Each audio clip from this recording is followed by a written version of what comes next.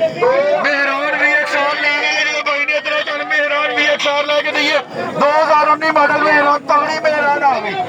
तगड़ी मेहरान आ गई 2019 मॉडल की मेहरान 12 की गड्डी आ गई ना 13 लाख रुपया रेट लाया 14 लाख के मालक ही कहने 13 लाख तो वो तो गड्डी लेके दईए 13 लाख तो ऊपर वो तो गड्डी लेके 13 लाख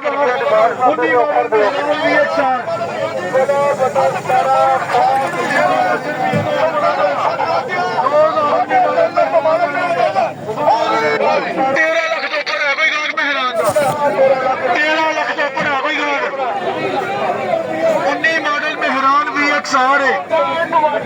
माड़े माड़े पैच ने बाकी सारी जर्मन गड्डी है और तकरीबन जर्मन गड्डी का सौदा टोटल जर्मन गड्डी का तकरीबन सौदा माड़े माड़े पैच ने स्टैंडर्ड के दो बस बाकी सारी जर्मन गड्डी है 2019 मॉडल में हैरान है हाँ जी है